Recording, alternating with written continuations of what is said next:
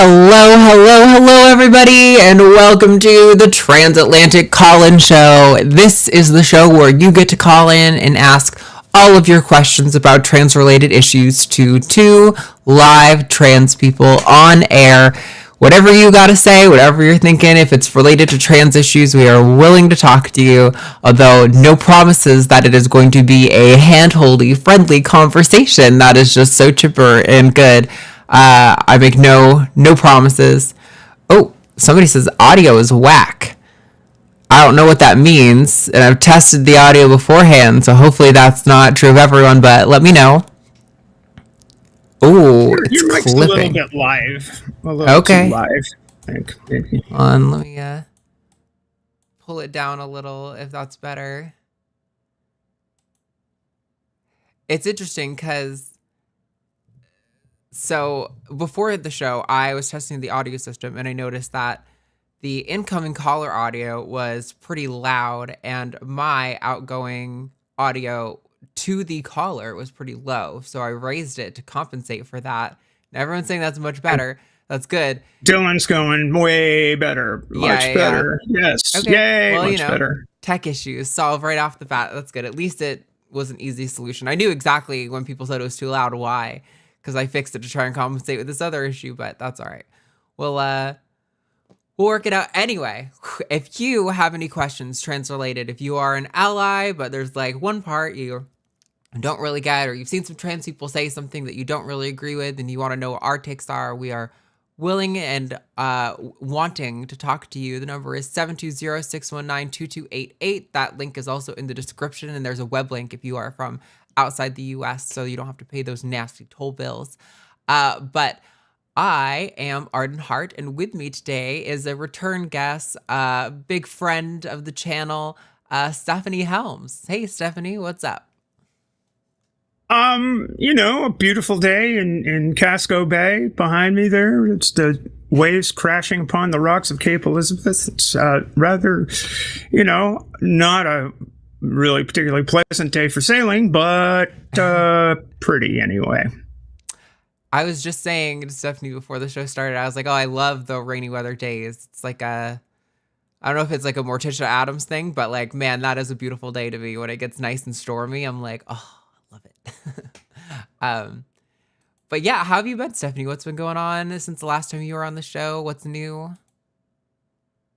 Since the last time I was on the show, wound up the sailing season here and did some sailing in Marblehead and did pretty good. We won our fleet championship in two separate one design classes and had a good time. Had a really good time. So it was a nice end to the year.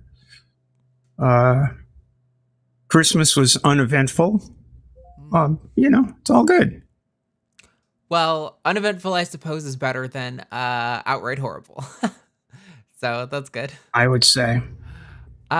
So if y'all are new here, if anyone who's been viewing here is new, every week we like to go over some polls that are kind of reflecting on current events or maybe just generally related to trans issues. So we're going to look at last week's poll real quick and talk about those results, and then we're going to move on to this week's poll. So last week's poll, actually this was 2 weeks ago because last week's episode got canceled last minute, is do you look forward to spending the holidays with your family? And the answers were split to yes, no, and I'm cis, or yes, no, and I'm trans. And it is an interesting spread. I definitely anticipated that the trans people would answer no more than they would answer yes, and that it would be the opposite for cis people. Although it is a lot closer of a gap than I think I was expecting. 5% to 8% is not quite as stark of a difference as I was anticipating. So that's actually kind of nice to hear that maybe we're not all in such toxic hell when we go back to our houses as at least I anticipated we would be. But I don't know. How would you have answered, Stephanie? Are you thrilled at the notion of visiting with friends and family? I've been rather fortunate, and my family's had a long time to get used to the notion of hi, Steph, how are you doing? All of my nuclear family is passed, so they're not an issue. But my cousins are great and always have been. My nephews, nieces, grand and great grand bunch. They're all cool and on board, and have been for a long time. So I've got really no family issues. It was rough. It was rough in the early goings, but it got better. Yeah, and that makes sense to me. I definitely think even with the most difficult situations, like I know my dad and that side of the family have come around quite a bit in the years. They're still definitely not where anywhere near what I would say is comfortable or something I look forward to, but it is a lot less difficult than it used to be. So that makes good sense to me. But yeah, I think this was kind of one that I knew the answers roughly how I was expecting that to look, but yeah, it's nice to know that maybe not everyone is quite as in dire straits as I had anticipated initially. So, And that includes my two preacher. My sister's two kids. So two of my sister's kids are both Methodist preachers, and they're both great. Wow. They're just wonderful. Oh, So that's really great. it's nice to know that my nephew in particular celebrated a year ago his 30th year in active ministry, and invited me up to the little celebration at his parish in upstate New York, and.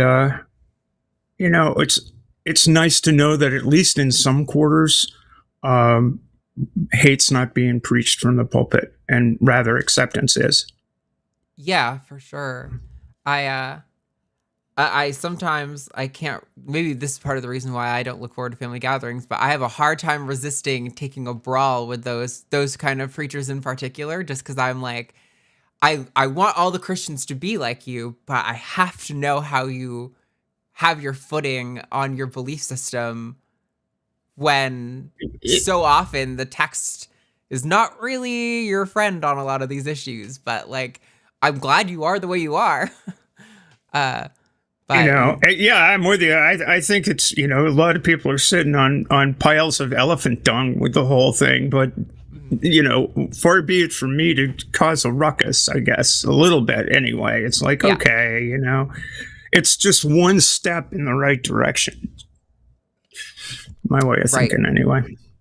Yeah, no, I think that's a good way of thinking about it. I definitely would like more Christians to be like that. But if you didn't vote in this poll, that's okay, because we have a new poll coming up for you this week. In this week's poll, it says, do you have a support network to provide escape and grounding in the coming election year and legislative session? So I don't think this really comes as a surprise to anyone, but this coming year in 2024 is a presidential election year.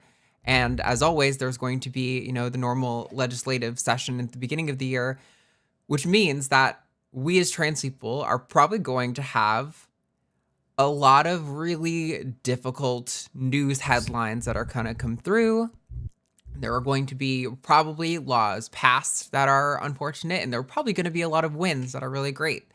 But there is going to be a lot of debating and arguing and stressful things to trans people trying to find acceptance and establish a life in a culture that is very divided over our existence. And I think this question is really aimed to ask you guys how much of a support system you have in place to cope with that. Because I found, and I'd love for Stephanie to talk about this in a second about what your situation is, but sorry, I saw someone tag me in the chat and I got totally distracted. I know for me, when I interact with people, generally speaking, most of them are not radical on trans issues. Most of them are perfectly pleasant. They don't have strong opinions on trans people. They just kind of want to live their life unimpeded, and they want the same for me. And generally speaking, I find that quite uh, uh, uh, uh, alleviating of the distress of the politics world and all those nasty headlines you see that, while there may be difficult things coming down the pipeline, it seems like society by and large is at least cool with the notion that trans people exist and it's not really any of their business. And so just kind of hoping that you guys have that network there to support you to anticipate the coming stress. Because I don't think if you have that reality check of those people in your life, it can be really easy to fall down this black-pilled spiral about the state of the world and your prospects for the future. And I want people to remember that there were trans people long before we had access to HRT and surgery and medication and general social acceptance. Trans people have always been around. And even if things go poorly, we're still going to be around and have each other. But that having each other part is the really important bit there. So, I don't know, Steph, do you have any thoughts on that, or like where your support network is? Yeah, I have a lot of thoughts on that. I think that,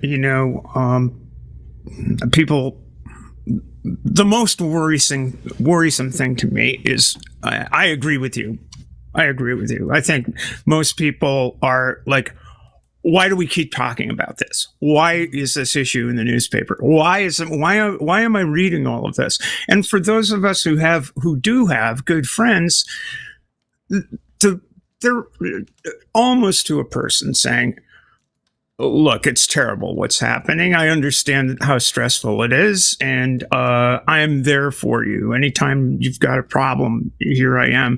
What worries me the most is radical indifference on the part of the people who say, well, this just isn't a big deal, and I don't see why I should get involved. And sometimes the issue is sliced and diced to the point where, well, I don't have a problem with this, but I do have a problem with that. And so it's just the issue can get so nuanced that people can't quite be four square. And some of the legislation that is out there, that most of it's being blocked in the courts these days. There was a recent stay. I think it was in Montana. It's some prairie state. A federal judge put in an injunction in that would have taken away care for trans youth, particularly. Mm-hmm. And so that stayed. I mean, I think here's what I think. I think, in the words of Martin King, the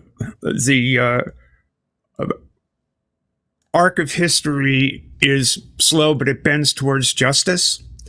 But people have to bend the bow or it won't happen. People have to be there to call out injustice and call out and refuse to go along with the bigots who are taking away options for trans people to be their complete and true selves. So I call on people to don't just sit there. Write your congressman. Go to your town hall. Go to get into your school boards and say, look at and it's not just for trans people. The books should be available. People should learn these things. You can't hide the fact that people who are different exist. Yeah. We can't all get along if we're strangers to people. I would agree. And I think it's harder now than ever to, with a book banning, accomplish what you really want there, because we have the internet and people have been exposed to these ideas already. They're not just going to magically vanish from people's minds because you ban some books. But yeah, I think that's really the heart of where this poll is that, I think I feel very similarly to you that we can't just, rest on our laurels. We got to get up and we got to do stuff to bend the, arc of the universe towards justice. But really without that grounding in that, very, very powerful people who are determined to bend it in the other direction. I mean, there's writer after writer in major publications just completely misrepresenting the issues around LGBTQIA plus people generally, and with particular focus on trans people, because apparently it resonates. Right. Yeah, and I think, in the coming year, I'm sure we'll have a lot of time to talk about what these specific issues or specific bills are that are being floated and what actions can be taken, by anyone who's watching this to combat that, and what kind of conversations you should be having with your family and friends to, sort of wade through these ideas. But I really do want people to make sure that they are carving out a space for themselves and time for themselves where that can be dropped and you can enter a space where you can let that go and be grounded and just be present with people in your life and feel supported and safe and close to others, because it's definitely going to be a difficult year. I think watching the last election, I remember feeling, before the winner was called, a little bit of a flashback to 2016, where it seemed like things were going really good, and then they kind of started to turn the other way before it came back to a Biden victory. And there was a lot of complex emotions I was feeling on that night, and I think everyone's going to be feeling very similarly as the year goes through. So just stay close to people, don't isolate, especially don't isolate from your fellow queer people. Really try to build yourself that place where you can escape and feel safe, because it's going to be very, very important. So real quick, before we get into calls, I see we've already got full lines, and I'm excited to talk to everyone. I do have some housekeeping to do. My job, I do have a job here, sort of. We don't have the entirety of next week scheduled because it is the new year, and we're trying to be patient with our hosts as we fill out availability sheets and start scheduling everything. But there are going to be shows next week. Transatlantic isn't the only show on the line. I know it's clearly the most popular, but it's the best. That's true. We do have it's a close matchup between Dying Out Loud and the Transatlantic Call-In program. My two favorite shows on the internet, because we're talking about issues that don't get discussed in a good way, I think, anywhere else. Yeah, likewise. I love Dying Out Loud. We do have this small sort of startup show with these two, usually hosted by these two guys no one's ever really heard of, Jimmy Snow and Matt Dillahunty. So if you want to watch that show, they talk about religion, I guess. Not super interesting, but if you have nothing else to do on Sunday at 2 p.m. Central Time, you should check it out. On Monday, we've got Skep Talk at 6 o'clock, and that's going to be with Forrest Valkai. Dying Out Loud at 6 p.m. on Tuesday with Dave Warnock. That's January 2nd. On the 3rd, we have The Hang Up with Matt Dillahunty and an unconfirmed guest. And on Takis, we have no clue who's going to be on next week. It could be me, it could be Katie, it could be Ben. Just a total ghost out there. Maybe Katie will show up. Maybe.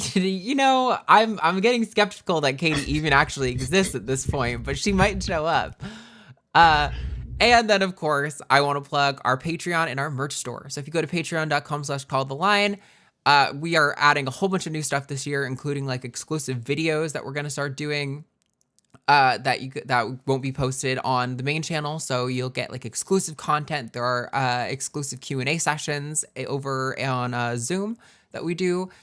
So those are some ways you can support the channel and get a little bit extra back. And then also we just launched linemerch.com, where we are selling a bunch of merch this week until the new year. We are still doing our mug competition. If you missed the big Christmas special, where all the creators who were present for the Christmas special had a mug designed, and we've all been competing to see who could sell the most. I was the only woman on the entire panel, and my mug is in last place. And I just think that I thought our viewers were better than that, but apparently they're just a bunch of sexists who don't want to buy my mug. So I understand. You guys hate women. It's okay. I don't forgive you, but I just want to acknowledge what's happening there.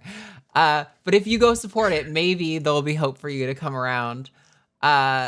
Anyway, so yes, that is linemerch.com. There are a lot of new stuff coming. Anyone who watched yesterday's show the hang up, Jimmy was wearing a sweater I designed that is really cool, and I'm so excited for that to drop because it looks really nice.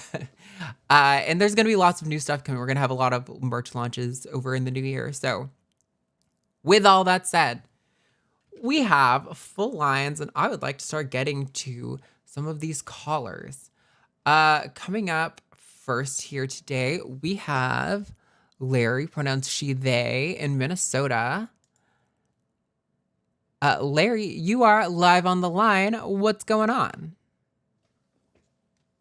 It's nice to be able to hear the show. Oh, and now I can hear myself. Oh, that's weird. Do you have the show playing somewhere? Because there shouldn't be any playback.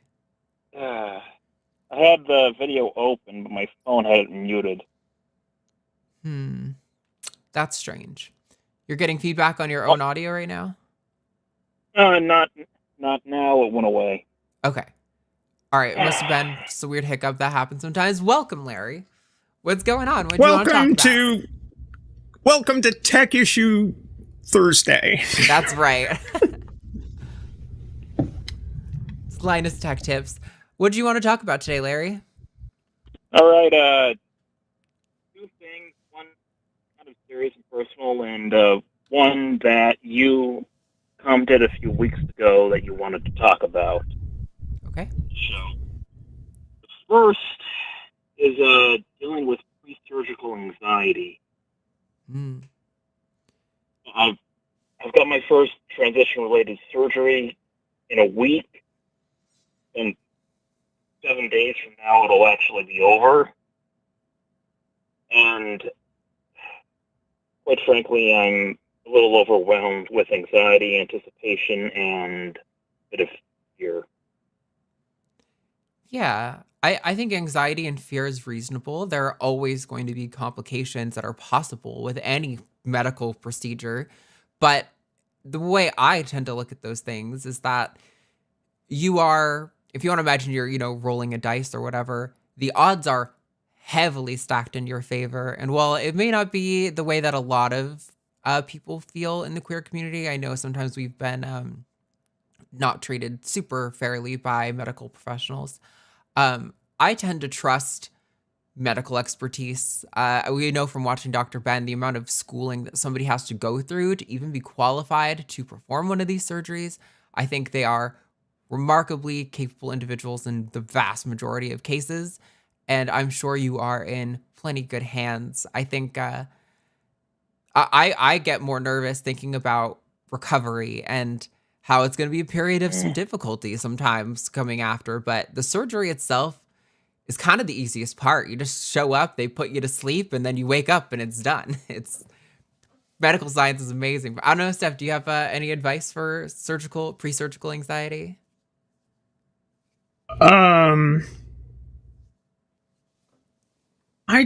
It's of course you're going to be nervous about going into anything new. First of all, it's new. Second of all, it's people doing stuff.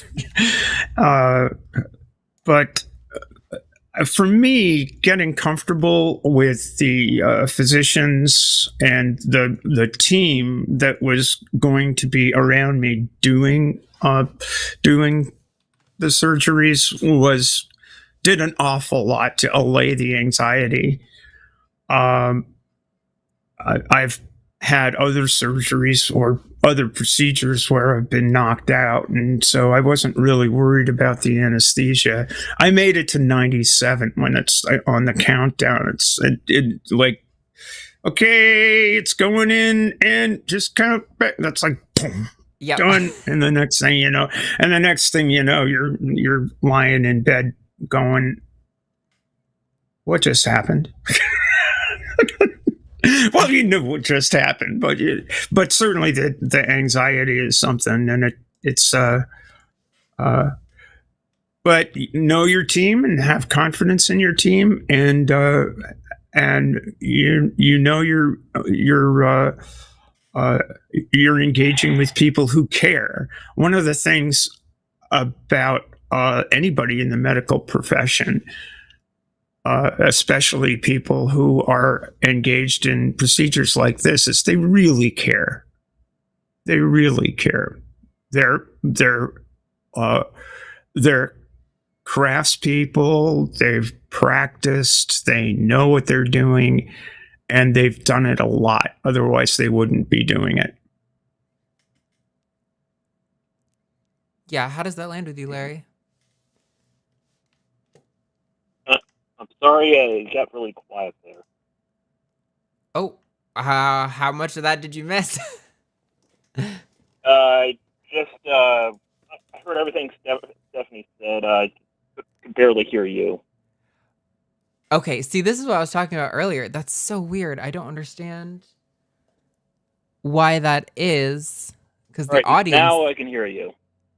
Yeah, I have to sit very close and very particular on the mic for callers to hear me, but I think it's probably pretty loud to listeners. Anyway, I was asking you, Larry, how that landed with you, and do you think that like addressed any of your feelings, or do you feel like it's just kind of like, I mean, there's not a lot that can be said to make the anxiety go away, right? I think you're anticipating very real, risks and rewards, and it's a lot to wrestle with. So I think having anxiety is a reasonable response. Yeah, it's just the biggest thing I'm worried about is being put under for the first time. I know it's extremely routine these days. There aren't many risks. I have been phobic about it for most of my life. Mm-hmm. Well, I mean, I think Stephanie hit it spot on. They'll put a little mask on you right before you zonk out, and they'll say start counting down from 100. And same thing for me. I think I got maybe 3 numbers in before I was just completely gone. And really, I don't even remember having much pain with any surgery on the first day where I woke up. Like, you're so kind of drunk and addled from the from the what is it called, but the anesthetic, that you're not even like, it's really hard to process anything until like the second day, really. So I can understand the fear. I don't think it's that different from like drinking a lot and waking up and kind of having a hangover. It's very, very similar, where you're just very heavily intoxicated and not super aware of what's going on, and maybe a little nauseous, but it's really not that bad. Yeah, it's quite remarkable how out you are. It's like, whoa. Yeah, and you had a second part of your question, Larry? Yeah, a couple of weeks ago, you said you commented that you wanted to touch on how trans people's romantic preferences may evolve or possibly change during transition. And I've recently been experiencing that, and figured it might be an interesting topic for the audience. Yeah. Tell us what you were, how that happened for you. Oh, I started progesterone about 4.5 months into HRT, which was about 4.5 months ago, and I wanted to start it as soon as possible for the effects for the mood stabilizing effect and better sleep, accelerated body feminization, all of which I've experienced. But one thing I missed in the description and nobody warned me about is that it also regulates the sex drive. And apparently what I really miss is that there is a latency period of about 2.5 months. And okay. Essentially, when you about 2.5 months after you start progesterone, its psychological effects really hit, and that was a very interesting experience for me. Yeah, I've said before. There's no roadmap to any of this process. People react differently to the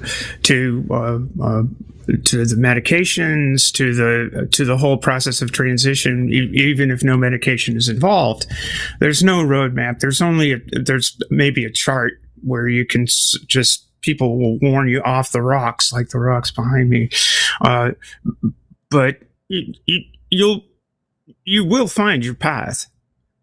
If it's the path for you, you'll find the path, and you'll deal with the journey, and it doesn't end. Your life goes on after. Transition's not a cure-all; it's just a thing that puts you in a better position, I think, to live your life. Yeah, definitely. Yeah, it's Go ahead, Larry. part of the human experience that was completely absent before, and it's something I did not expect to actually ever gain. You didn't expect to what was that? I'm sorry. It's a little bit hard to hear. Essentially, I was asexual before progesterone started working, Okay.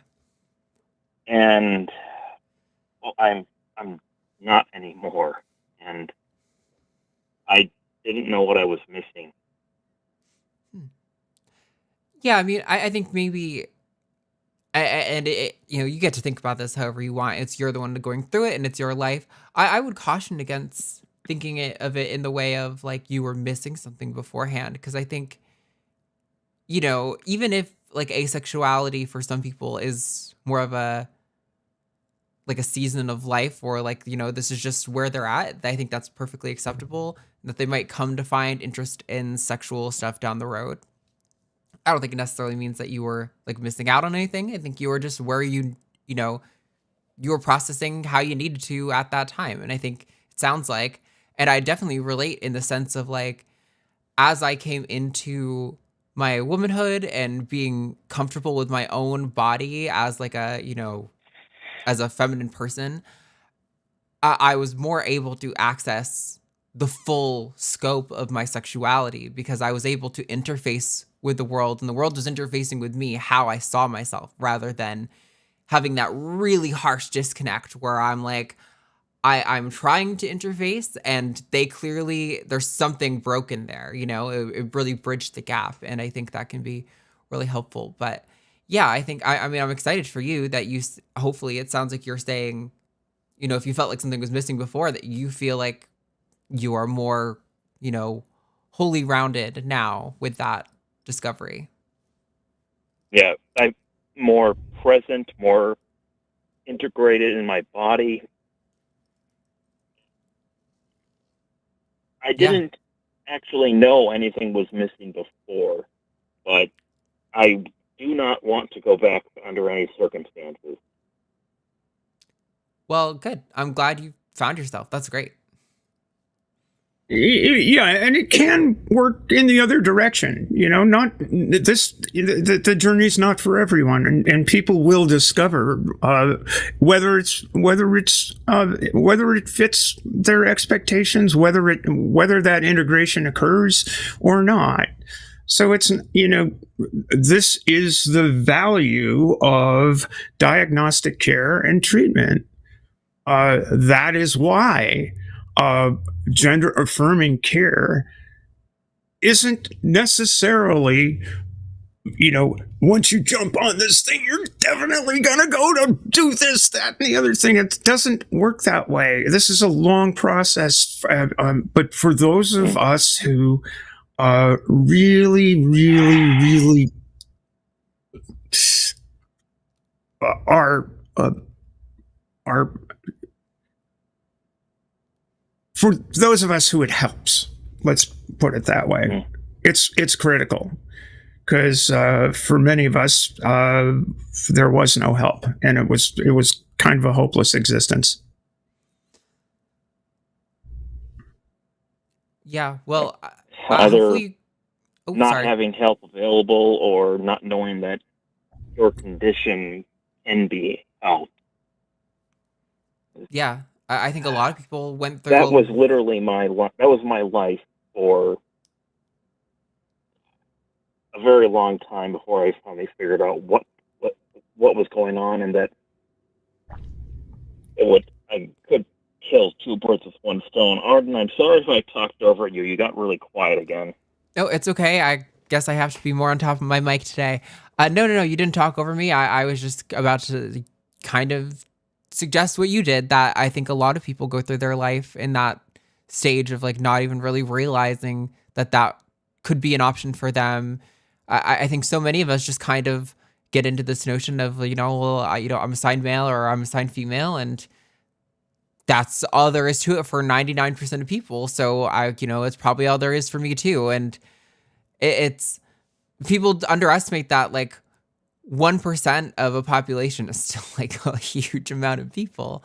And it's not remarkable that you might be one of those people.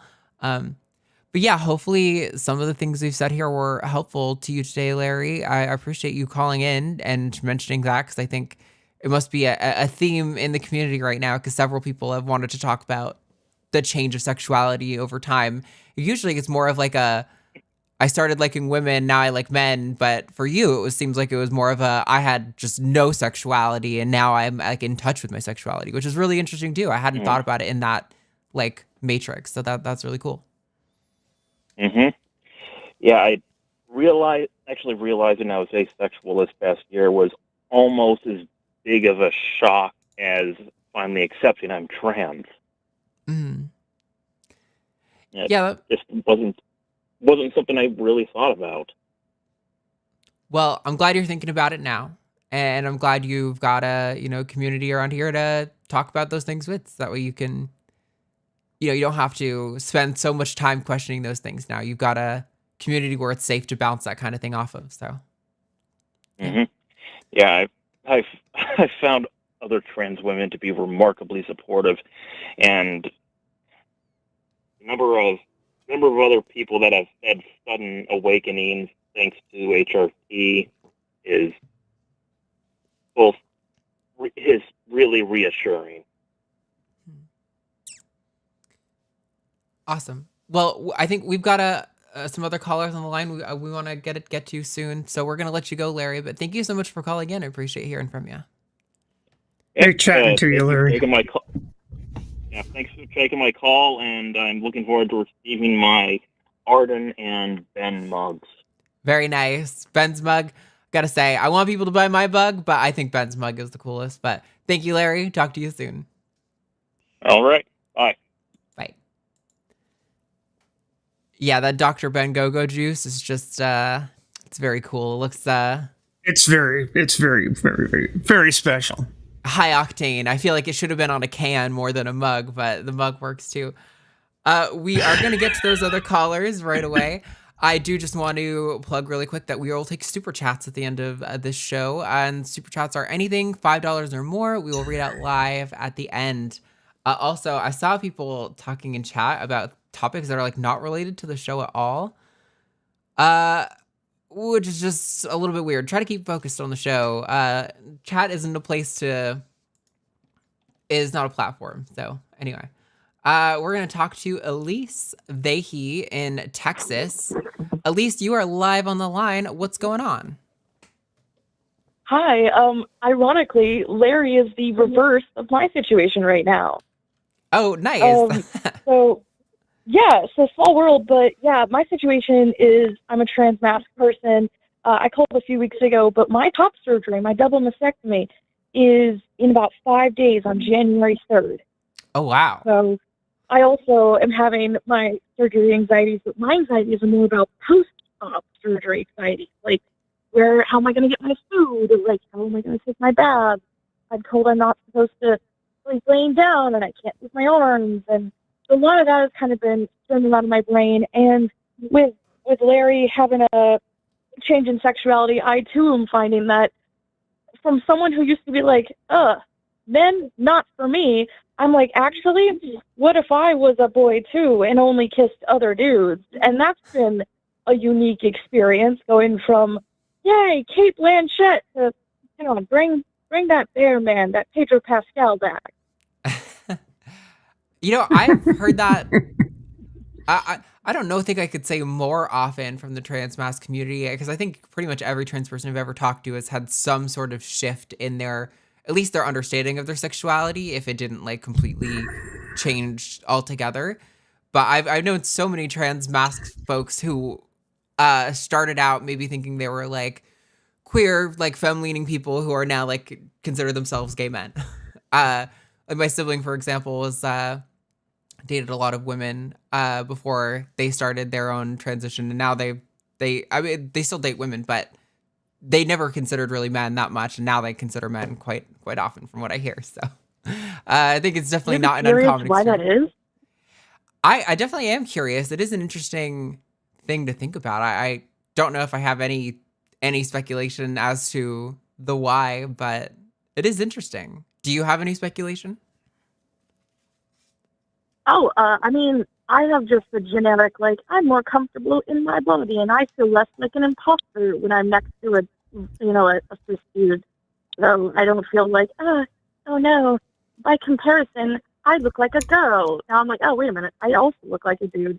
The thing is, I'm not on testosterone at all. I'm just about to get my top surgery, and I've always been a generally very hairy person, despite not ever being on testosterone. So those two things combined have been like, wait a minute, people have confused me for the stereotypical pants wearer in my previous relationship. Huh. Yeah, that whole how you interface, like the comparison between you and the other people you're around, I think that must be a very strong part of it, because that's definitely something that is present on my mind, like, or at least it has been throughout transition, like considering that dynamic, it has been very much an issue for how I interact with like women in like a romantic or sexual way.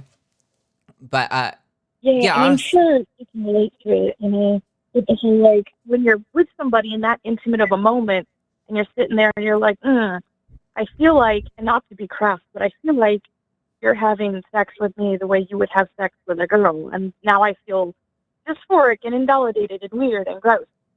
Mm-hmm. Yeah, absolutely.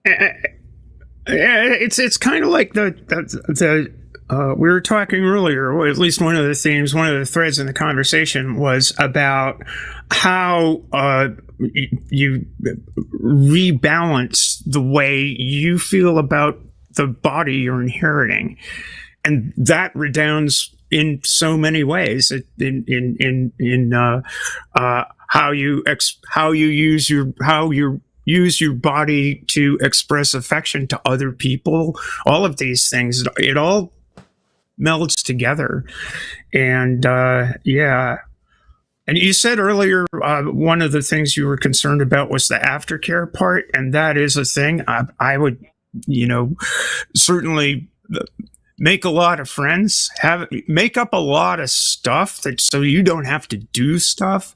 Mm-hmm. Like I froze up a bunch of food so that the worst I had to do was just pop something in the microwave or something after the whole thing was going on for that period of time when I was limited in the things I could do.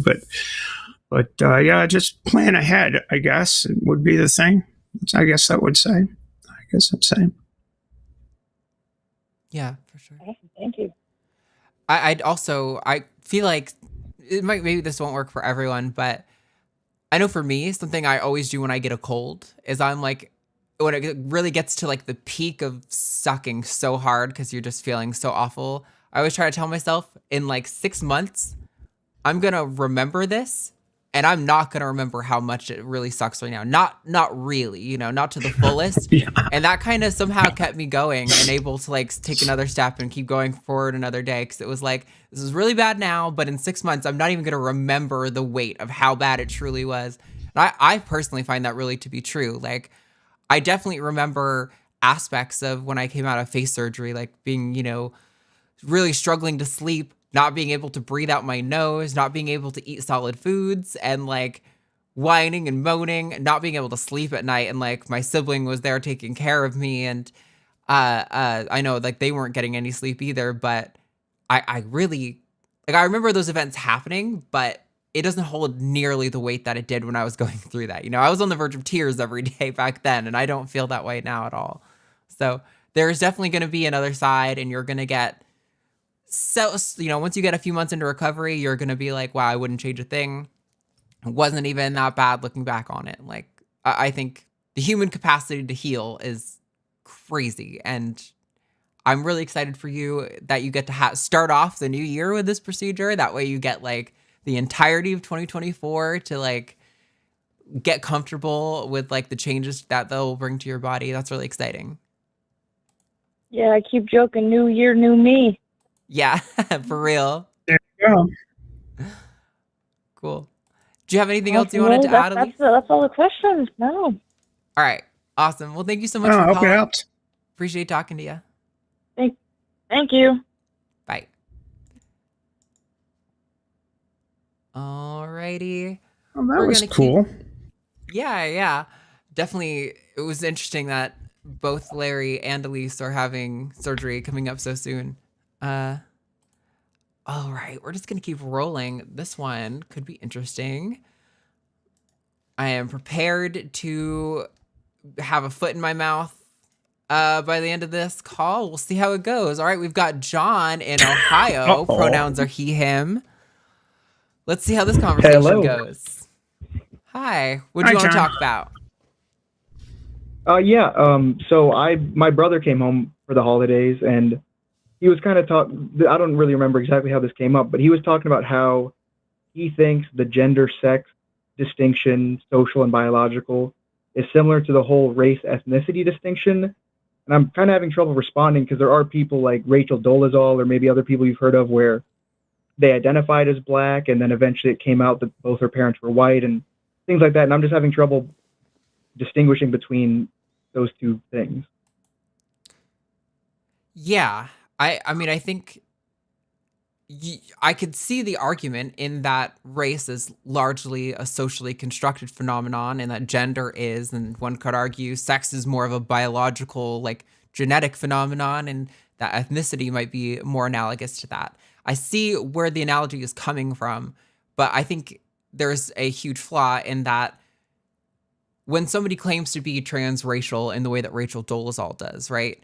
There's no empirical footing whatsoever for the concept of transracial identities or for the benefit of, integrating yourself like as a black person. I think there's a big potential to load that with what you as a white person's preconceived biases are about what it means to be a member of that race or something. Whereas when we're talking about trans people, there is a massive body of empirical evidence that supports the notion that there is some sort of psychosocial construct that is gender identity.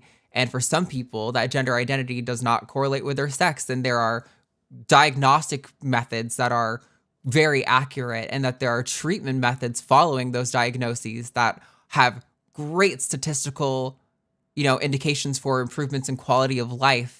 Reduction in suicidality and depression and things like this.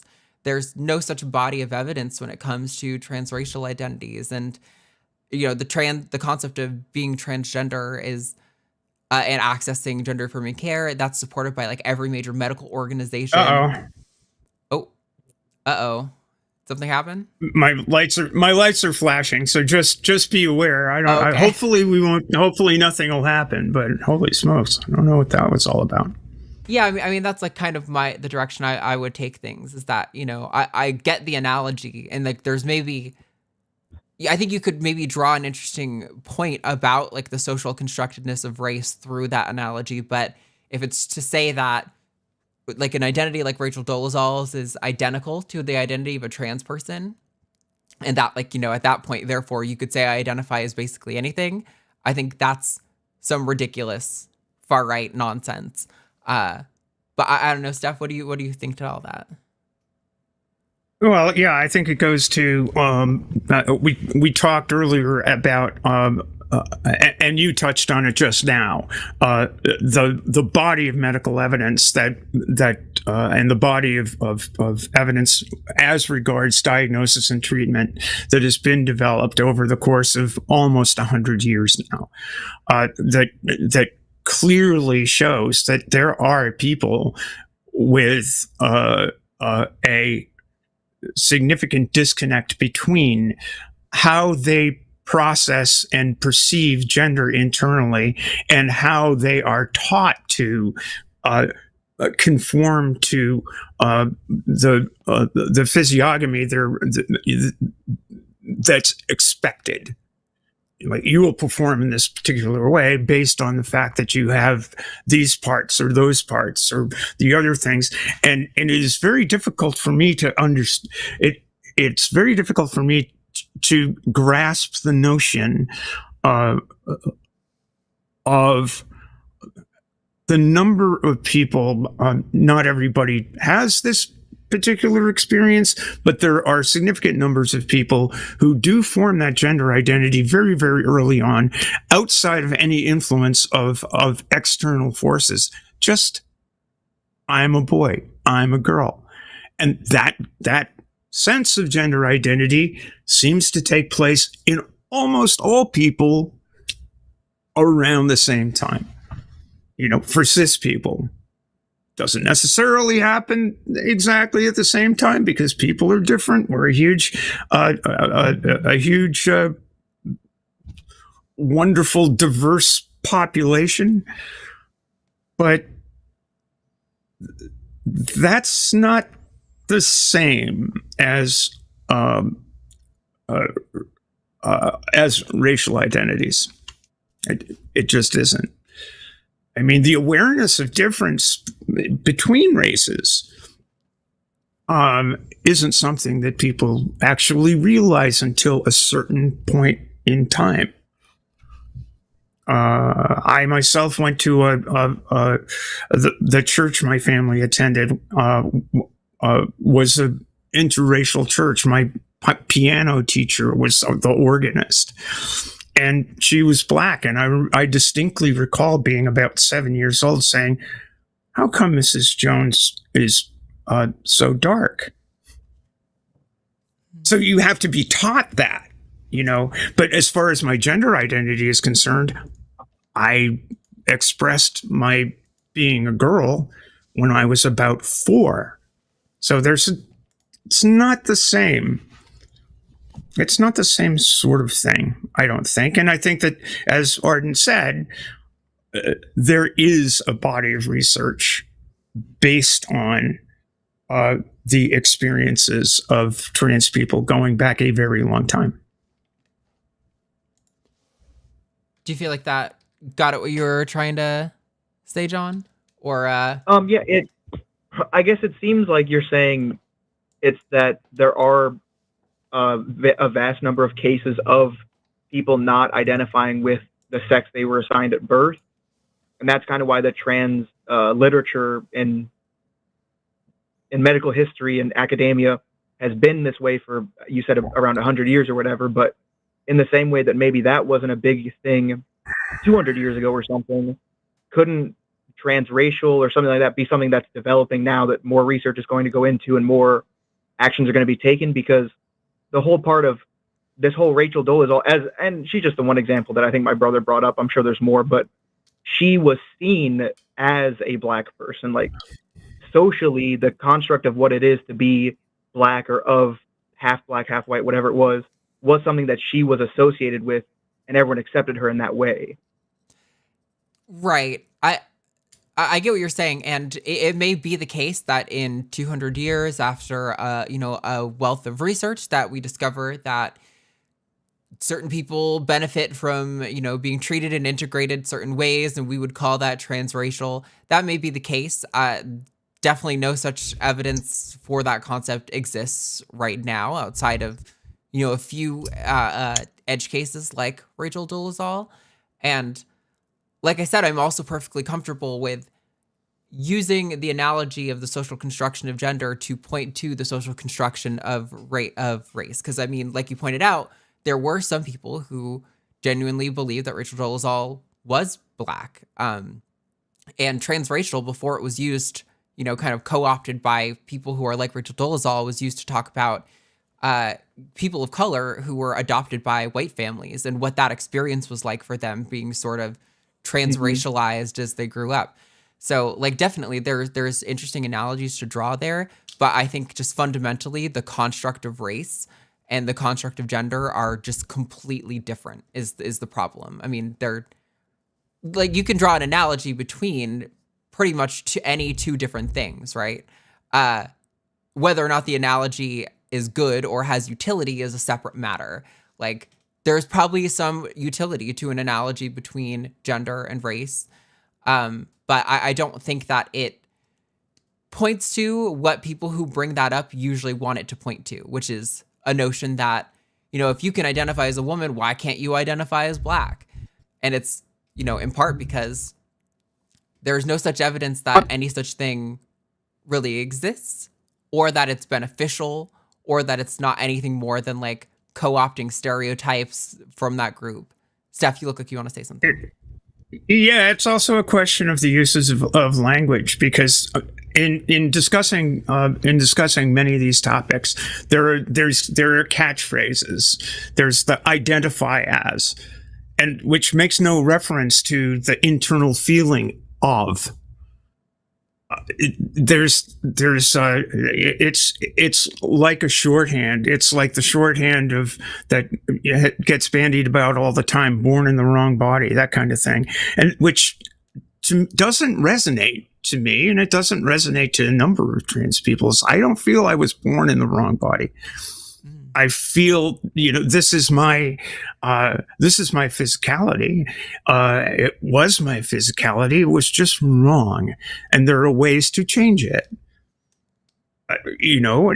For me, that was important. For others, the reckoning between the reckoning is more based on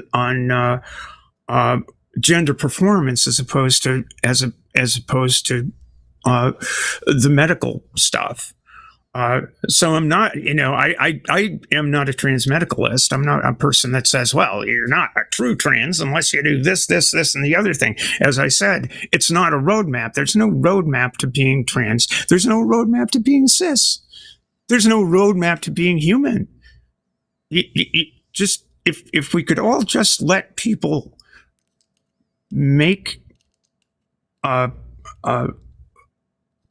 be who they are and be genuine in being who they are, I think we'd have a better world. Yeah. I think it could be the case, John, that also, as medical technologies, improve and we get closer towards what some might call like sort of like transhumanist problems, where people are really changing their bodies in radical ways, that the conversations around race and identity are going to shift even more radically, and that maybe my take will be totally off base. I'm just saying that usually when people bring this up in today's, the time we currently live in, the world we currently live in, Right. It's usually meant to point to this notion that if you can be a woman and you're assigned male, and you can be a man and you're assigned female, then what's stopping you from identifying as Black? And the fact is, nothing's stopping you. You can do whatever you want. It's just that there's a body of medical evidence supporting the notion and the existence of trans people. There's no such body of evidence supporting the existence of any sort of transracial identity. But I'm definitely, and it's usually brought up in the context in today's in the form of discourse that we're experiencing today. Bad. yeah. You're not entitled to do that. You're not entitled to do it. You're not entitled. It comes up in the context of appropriation, and that's not a thing for trans people. Neither trans women, nor trans men, nor trans people who are non-binary. It's not appropriation. It's different.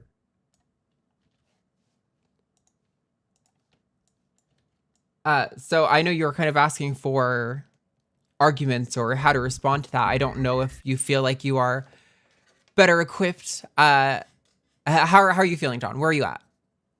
Yeah, so I guess the only thing I can really say is that although there are similarities to draw between the two, because there's no body of research for transracialism yet, it's just not worth comparing.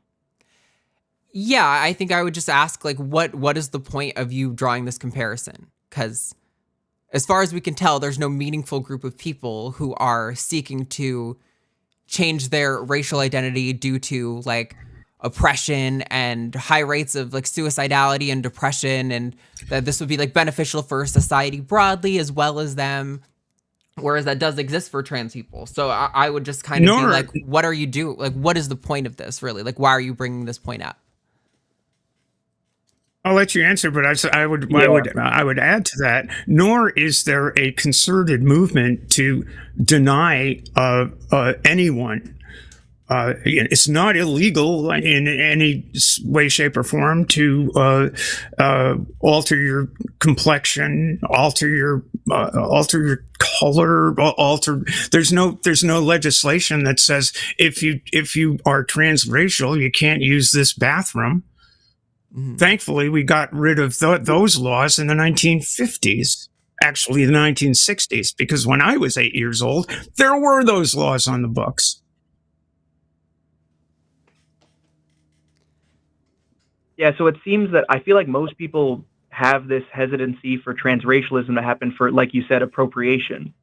And I know that some people have brought up how certain feminists bring up how it is appropriation for men who transition to women are appropriating something. So I feel like people try and draw that to get that distinction to come out.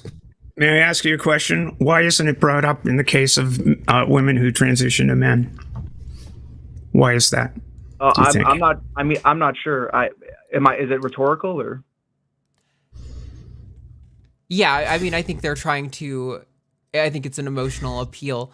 I think also part of the reason is because it's an accusation that's not founded in reality. Because a lot of the trans people are going to be the most gender diverse, gender diverse in their expression within those groups. I think most trans women are not going to express their womanhood the same way that most cis people are. So this notion that we're putting on woman face or co-opting womanhood, I think is not really founded on anything real. Like, I don't know many trans women who are, trying to replicate women in a particular way like that.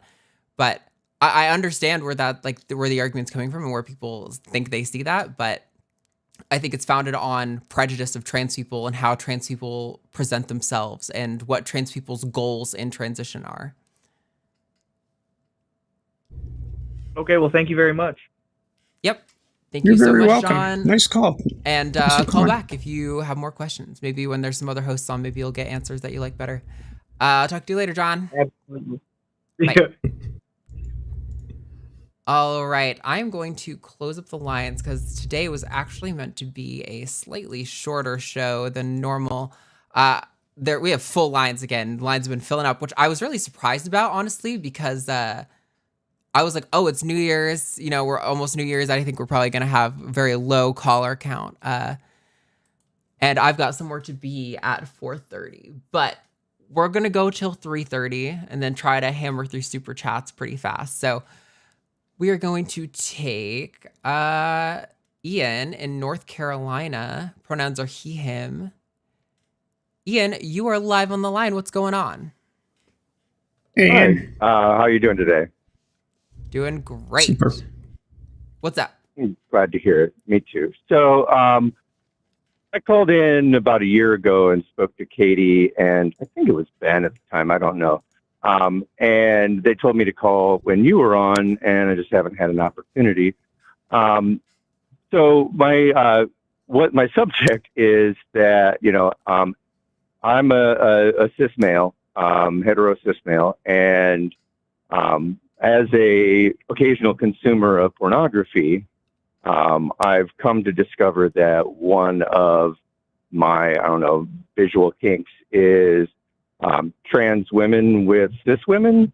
And so, I have consumed some content that way. And as a person who is kind of fairly introspective, I have concerns, of course, with the porn industry, is that there's levels of exploitation and whatnot. And I was interested in your take on it, Arden, and of course Stephanie can weigh in as well. Sure.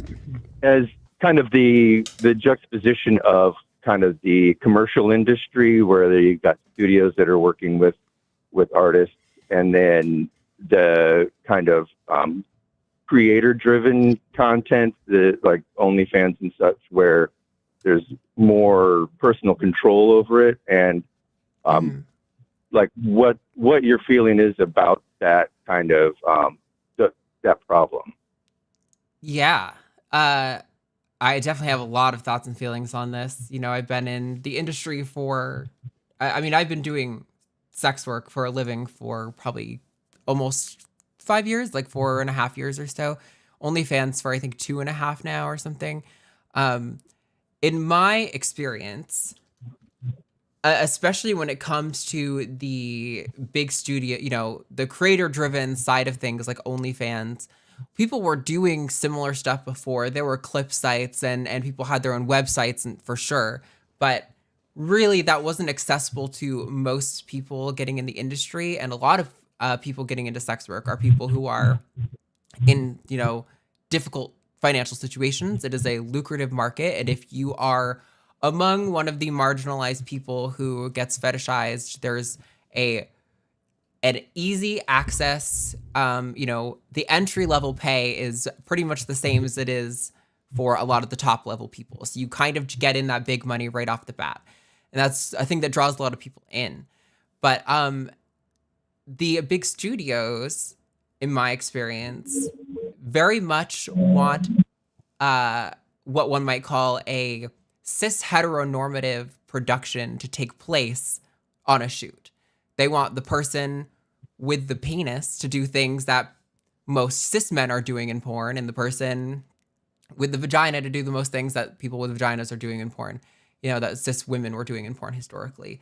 And while I don't think there's anything wrong with people who are looking for that content, clearly that's the majority of people who are looking for that content are kind of wanting that sort of cis normative performance of sex acts with those parts. Otherwise, they wouldn't be so profitable on making that kind of content. But I will say it is definitely difficult because, one, trans people who are on HRT regularly are not going to have genitals that function as they might like.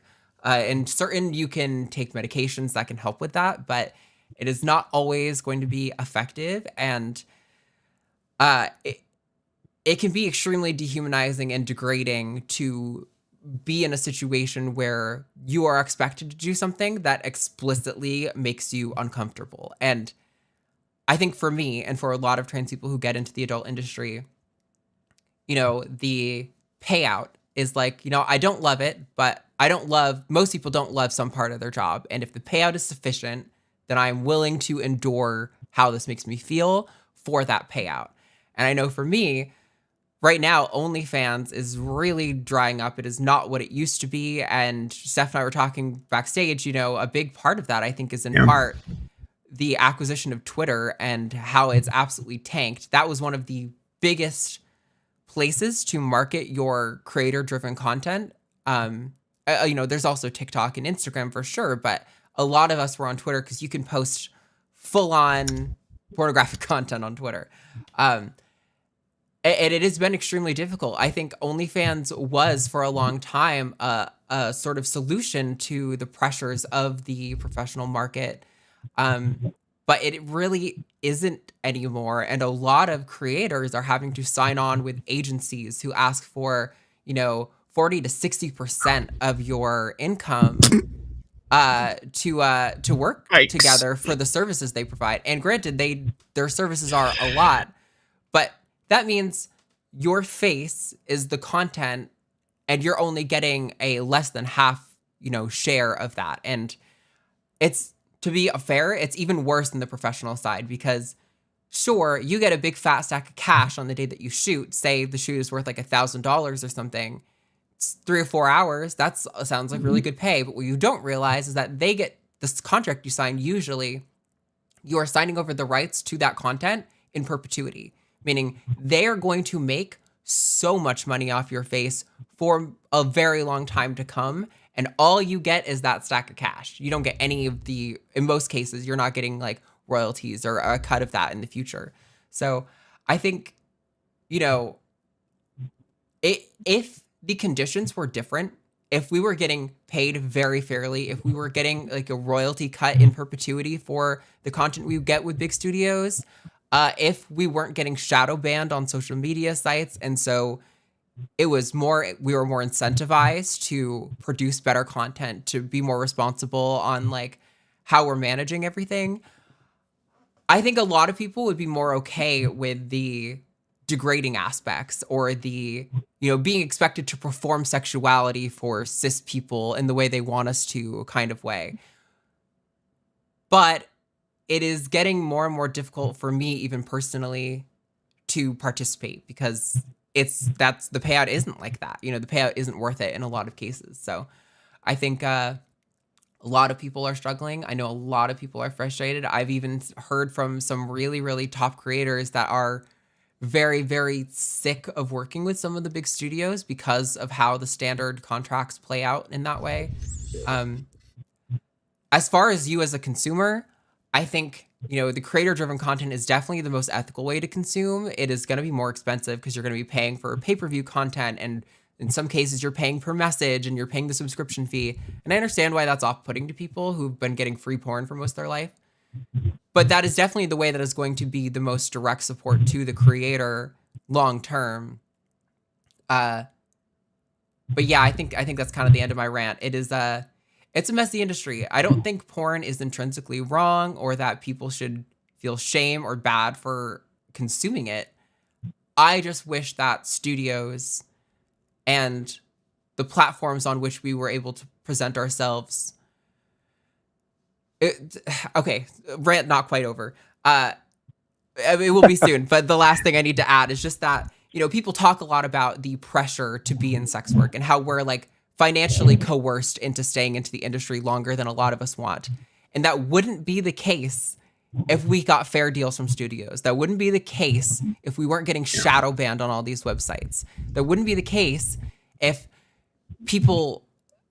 there were more like, we could go real broad with this and say that wouldn't be the case if there were, universal healthcare and like universal basic income and things like this, where people weren't just getting into it out of desperation and poverty. Like, I think the industry could be a lot better, but to be fair, that's probably the case for most industries and most labor, right? I don't think a lot of the labor that we engage in feels good to most people. So I don't know, Steph, sorry, my rant is over now. Do you have thoughts? No. I've learned a lot. Just listening to you. Clearly, you are the expert. You've been in the industry. You've got more to speak to about this. I'm a lowly sailmaker. I go out and sail and shit like that, so I can't really talk to the subject. But thank you so much. That was really great. And Ian, floor's yours.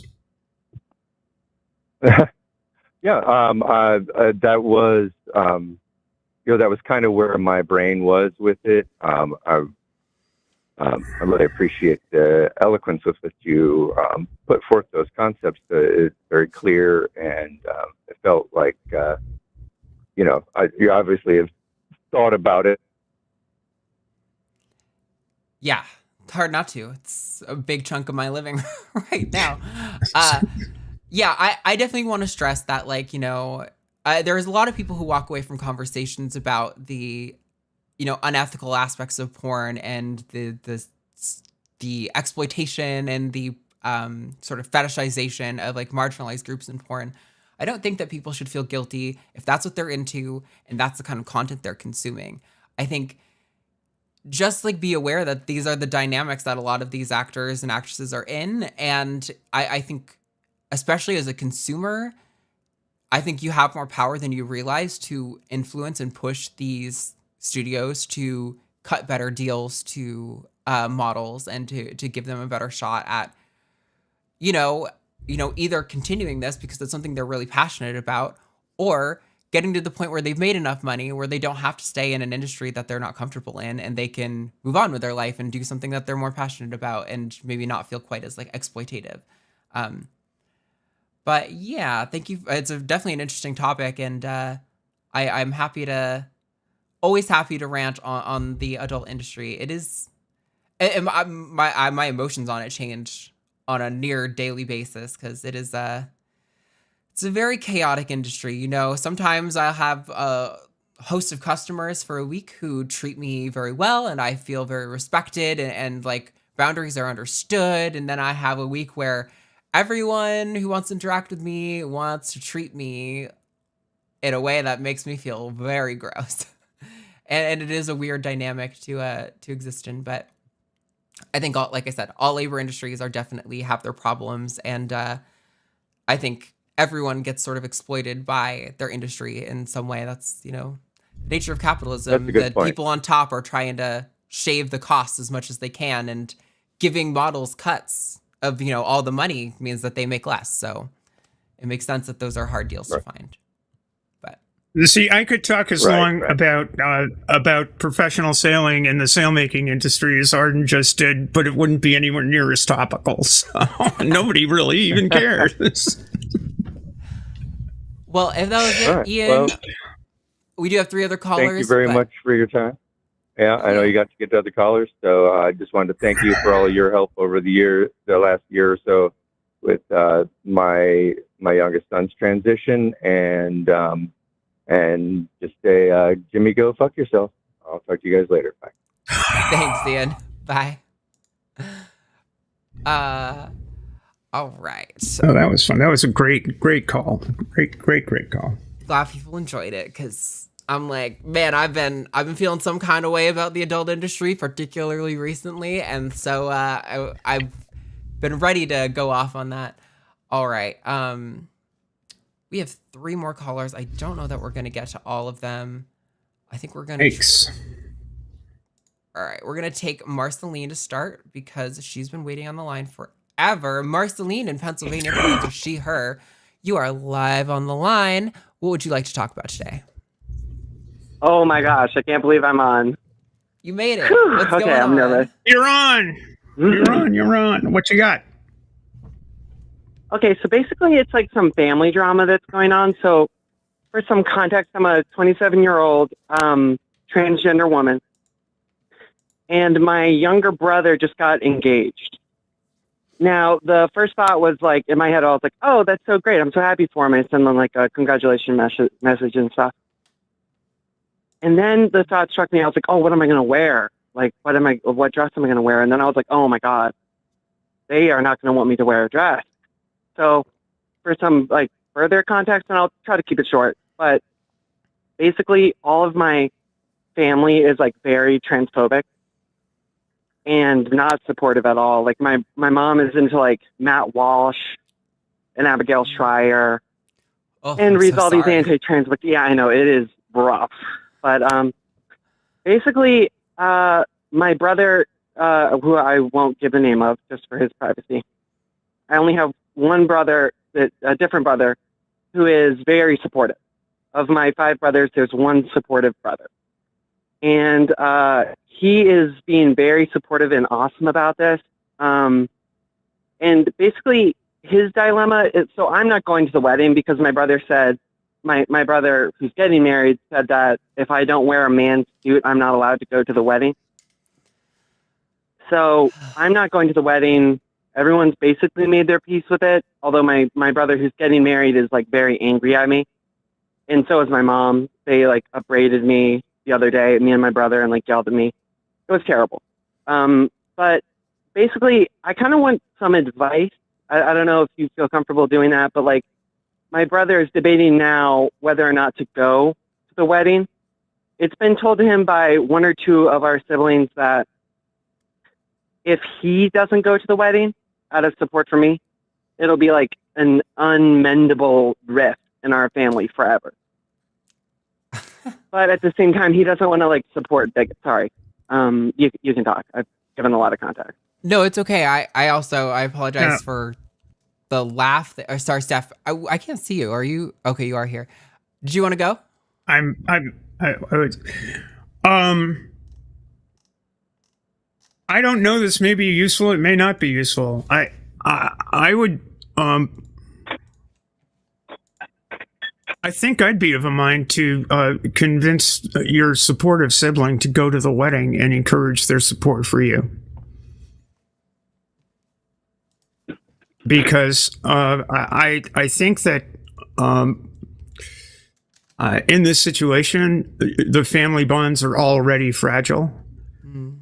And I think the example of a sibling who cherishes you as you are, loves you and supports you, being there to say how sad they are that you're not there, might cause some thought. That's my only thought. Arden, what do you got?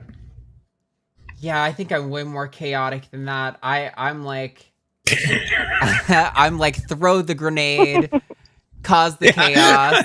Like, in my mind, I think it's such a ridiculous thing to say that, you know, it is. that to do this would be an unmendable rift. I think in my experience, like, most rifts can be healed in time. Not a lot of people are good enough at keeping a grudge, you know, for the entirety of their lives especially over something like this. I mean, it would almost, if I were in your situation, I would almost consider saying, okay, I'm going to go in a man's suit, but I'm going to doll it the fuck up. And then you're not allowed to my wedding unless you wear a fucking dress. And just try to be an agent of chaos. Cause it's like, it's such a ridiculous thing to me to suggest that this is going to be the thing that rifts your family apart. I think Stephanie hit it perfectly, where it sounds like the rift already is there, and that the people feeding it are your brother who's getting married and your mom. I think they're completely entitled to feel upset that you would rather not go to the wedding than, you know, be forced to dress in a way that doesn't make you feel comfortable. Like, you're allowed to be upset about that, but they can't, like, blame you for that. They set the boundary that these are the rules, and you said, okay, I'm going to respect your boundary then. And that is what a healthy, responsible adult does. They were hoping that you are going to cave to the manipulation, but instead you just respected their boundary. Like, it's pretty wild to me that they could react as if that is somehow you causing the problem here. Personally, yeah. I would be more comforted by my sibling not going to the wedding and being like, we're going to hold our party like next door, and we're going to invite a bunch of queer people, and we're going to have big old signs that say, like, maybe even congrats to your brother on the sign. Or I don't necessarily know if there is like a right solution here. I think, you know, whatever you and your supportive sibling decide to do together, I think you can find a way to make it work for you.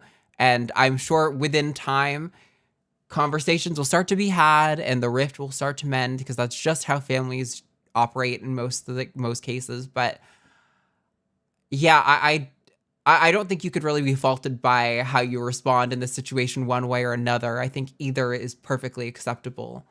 And you know, you could also take the middle ground and go dressed as an elephant and be the elephant in the room. That's so good.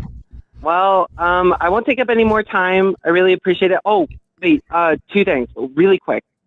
First one is good news. I got a name on my stocking for the first year in 4 years since I came out. So, like, a little bit of progress, little win. And I really wanted to shout out my local queer community center, which is can I do that? Is that okay? Yeah, absolutely. Please do. Yeah, sure. Yeah, it's Center LGBT plus. Center is spelled CENTRE, and then it's LGBT, and then plus is spelled out too.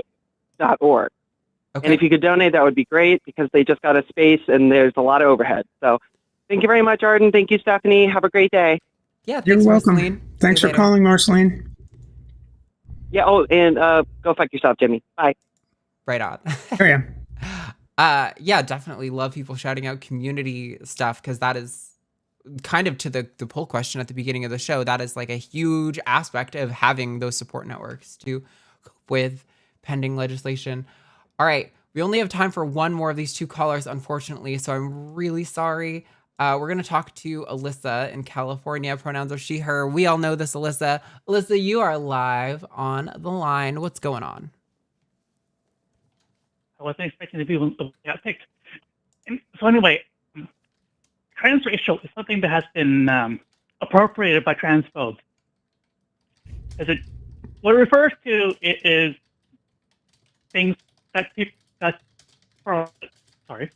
immigrants and, as you said, people who are adopted by parents that are not of their race have to deal with every day.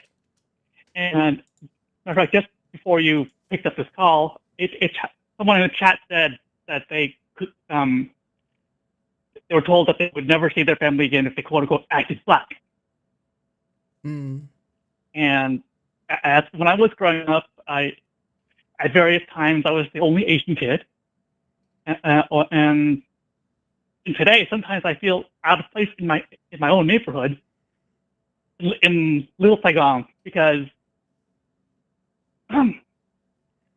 they people get surprised. People are surprised when they see that I speak perfect Vietnamese, or they expect me to speak perfect Vietnamese, but I don't.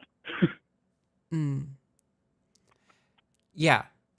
I think that kind of nods to, that there's a utility in having an analogy between the social construction of race and social construction of gender, because there are complications within that social construction, like you're talking about. Someone who's, maybe raised in the US and doesn't speak the language that, their parents do perfectly.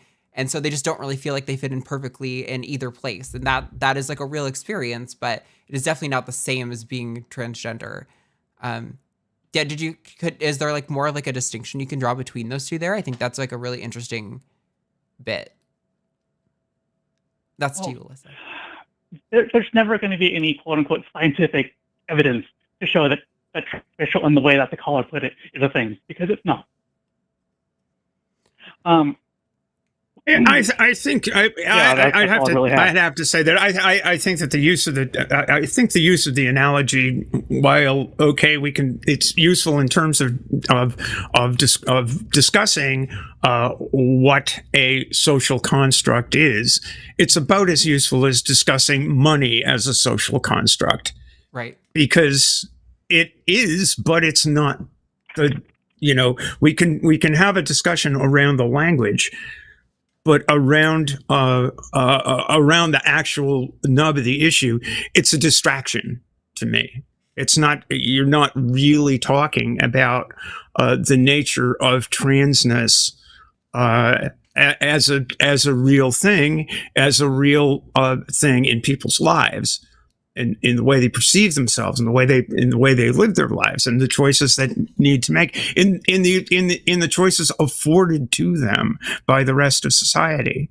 So I think that while it's interesting as a rhetorical exercise, I think it's being used rhetorically for the most part to basically say, well, this transracial thing, let's pick an egregious example and say, well, that's bullshit. And so this thing over here, which really doesn't relate at all, is also bullshit. And I think it's disingenuous, to be honest. Definitely. Yeah, I agree with you. And we need to find some way to shut down the conversation without saying there's no such thing as transracial, because transracial there clearly is a term that people use. Sure. Yeah. The issues that I face are trans, as in across racial issues. Yeah. Yes, of course. I definitely think that there are slurs associated with that, such as Twinkie, Asian on the side, white on the inside, or someone who acts white and not Asian. Yeah. I definitely there think are lots of others too. It's a temptation to say that transracial doesn't exist because we're talking about the construct that they're talking about. That construct doesn't exist.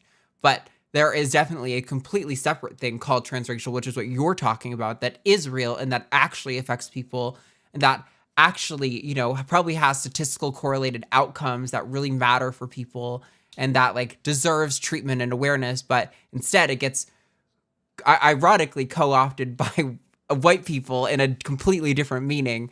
Kind of like woke. Yeah, no, actually, yeah, that's a great analogy. No. It is definitely a source of frustration, but it's also difficult because I have the thing where I feel like I have to be intellectually honest. I have to acknowledge that there is a possible future where they do a bunch of studies and that transracial and the way they mean it is actually a thing, and that, you know, Ollie, what's his face? I'm sorry. Ollie, what's his face? the Korean guy, quote unquote Korean guy. I'm not sure if I caught that. I don't know what you mean. Is this guy who claims he transitioned to Korean, but you know, he didn't. Oh yes. Ollie London. Is that who you're talking about? Yeah. Right. Yeah, I think it may be the case that, you know, I'm not putting any likelihood on it. I wouldn't bet any money on it being a thing at all, but it may be the case that that's a thing one day, in which case we can talk more about that comparison, although I'd be willing to bet if that is an actual thing, the actual mechanism is not going to look anything like what they're trying to posit right now, which is people one-off deciding, oh, I identify as Black today, and therefore I should be integrated and viewed in all these sorts of ways. You know what I mean? Like that is, right. It's certainly a deeply flawed comparison, but yeah, it is a frustrating conversation because, yeah. Anyway, thank you though, Alyssa, for calling in to talk about. With you two being white people talking about this in Asian. Yeah, for sure. It's definitely not lost on me. That was why when I answered the call, I was like, all right, I'm ready to stick my foot in my mouth because like I want to do my best to handle this responsibly, but you know, I'm not a person who's affected by those issues, so there's a reasonable chance that I'm going to say something totally wrong and stupid, and you know, I do my best with what I got. But anyway, thank you, Alyssa, though, for calling in to talk as someone who experiences actual transracialism, you know, as it's actually defined from your experience. I think that is definitely an interesting comparison to draw for people who are attempting to use it rhetorically in the way that not that caller, but I guess his brother did. Although I think it might have been, you know, maybe, I don't know. Yeah. Oh, I'm just thanks, Alyssa, for your contribution for sure. Very valuable indeed. All right, I'm off to the dentist. Okay, have a lovely New Year's holiday. We'll talk to you soon, I'm sure. Bye. All righty. Okay, folks, so that is a wrap on the caller portion of the show. Gonna go back through those announcements real quick. I do my duties here. We are about to read super chats. Any super chats of $5 or more, we will read out live on air. If you are enjoying the show and you want to catch more shows like this, we produce a bunch of shows here on the line. This Sunday will be the Sunday Show with Matt and Jimmy, where they talk about religious issues, and that's at 2 p.m. Central Time. They will talk to callers about religion. If you are a theist and you want to explain what you believe and why, that is the place to do that. On Monday on Skep Talk is Forrest Valkai at 6 p.m. Central Time. Dying Out Loud with Dave Warnock at 6 p.m. on Tuesday, this January 2nd, that's 6 p.m. Central Time. The Hang Up at 6 p.m. Central Time on Wednesday with Matt Dillahunty and unconfirmed guests, and then we'll be back here on Takis next Thursday at 2. And go to limemerch.com to get a sick mug with my face, my glasses on it, and my dimples on it, or soon you can get hoodies and lots of other good merch designs as well. But with that, hold on, I gotta send the first super chat so my test chat doesn't go up. There we go. Now we're gonna move on to super chats. Super chats. Do you want to go first, Stephanie? Oh, sure. Seeing as $5 from I Got Cookies. Hashtag Team Stephanie. Mod Solidarity. Yeah, go mods. Nice. Yeah, if y'all don't know, this is Stephanie Helms that's in the chat as our mod, like, every week. Yeah, and I've got my mug, but I won it. See, this Nice. is a thing, and nobody can take it away. First place Spring Series this year, yes. Winning it is definitely way fun. cooler. We've got 10 pounds from Helen Lawson. Disinterest by voters on trans subjects is the hardest thing to take at times. They hear all the transphobia by the government, but play it down so as not to worry. We're supported, but at times very alone. Yeah, it's something I've struggled with even my supportive family, where, you know, I think they've seen, like, especially on the gay rights issue, that they didn't participate in gay rights activism, but they saw gay people get increasing acceptance in society and then earn the right to marriage. And in their minds, they're like, oh, well, it's not a big deal if I don't vote for, you know, the leftmost candidate, because like you know, it's that notion that the universe bends itself towards justice, and so it's gonna be fine. And it's like, yes, I generally speaking, I am also optimistic about the future, but it's not fine for nothing. It's fine because of the hard work and sacrifices that trans and queer people are making to their own well-being to fight for our rights. It's not something that's just happening. Like, people are just kind of getting around to it. We are clawing our way to dignity. And in the current atmosphere, I think it's important to recognize what's happening is not a progression towards expanded rights, but a movement to take those rights away. And it's not going to stop with trans people. I mean, it hasn't stopped with trans people. There's a reason that anti-abortion legislation and restrictions on provision of gender affirming care were often introduced on the same day in these states that have passed both measures. So it's not going to end with us, and the rights that we have struggled for over almost my entire lifetime, and it's a good long 70 years, are being challenged. I mean, when we you know, there's you know, what is the basis of Loving versus Virginia, that Supreme Court decision, which allowed for interracial marriage? Is that something that the states can take away because it's on the basis of that kind? It's not going to stop with us. What we're experiencing now is not a fight towards rights. It's a fight to maintain the rights we already have and have had for a very long time. Yeah, that is definitely a message I like to push a lot, is reminding cis people that, you know, the fight for trans liberty, the fight for, you know, equality of the sexes, and the fight against racism, those are things that benefit all of us in society in very measurable ways. And to think that, you know, like, oh, if these things happen, it'll go back to the states and it won't affect everyone. No, these things really do affect. They're probably going to affect, you know, the normative person, the cis person, the white person, the straight person, and in many cases long before they affect the marginalized people, because by definition, marginalized people are just a statistical smaller portion of the general population.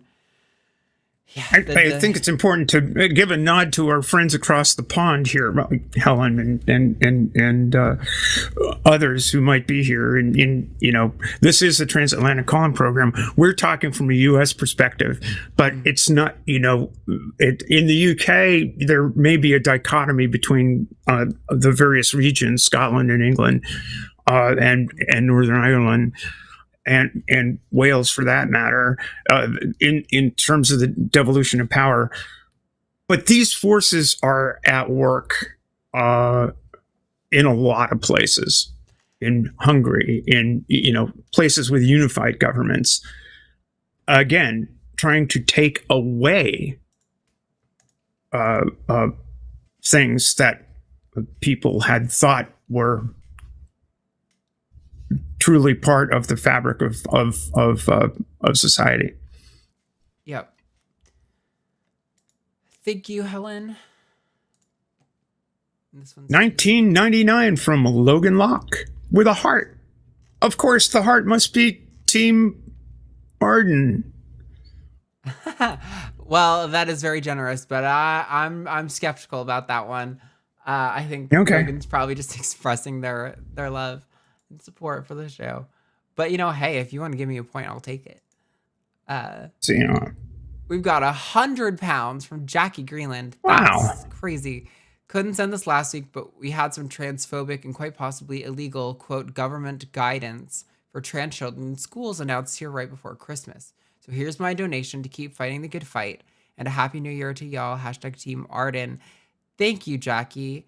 I would love to Thanks, hear Jackie. about the government guidance you're getting. I've been hearing about some of the stuff that's been going on over in the UK. Yeah, it is. I mean, I think this is kind of to your point, Stephanie, that we're watching a degradation of rights in a lot of cases, and the situation in the UK is a good example of that. Yeah, basically what the guidance is the imposition of Section 28 for kids. Again, the reimposition of Section 28 for kids. Basically, Right, guidance says teachers are free to misgender their students, to call them by the wrong name. A whole bunch of it's a laundry list of things that aren't very helpful, and are going to cause an increase in bullying and the kind of things that lead to bad outcomes. Yeah, and it is very likely illegal under the Equality Act of 2010 in the UK. It's definitely interesting. I remember I saw a little bit of this, and it seemed to be suggesting that even social transition was not a right for those people and not a necessity, and so which amounts to having state sanctioned expressions of gender. You're not allowed to,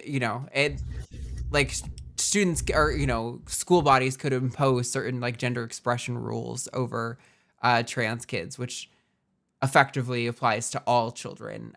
So kind of also, like I was just saying a second ago, to the point of how trans rights activism liberates everyone. When these laws coming that restrict gender expression on minors, from going through a social transition, so to speak, functionally amounts to cis people who are cis, they know they're cis, they're comfortable with their gender assigned at birth, are now restricted in their gender expression for the same reasons. Because, I mean, how do you really determine that a boy is dressing that way and presenting themselves that way because they're cis or trans outside of their say-so?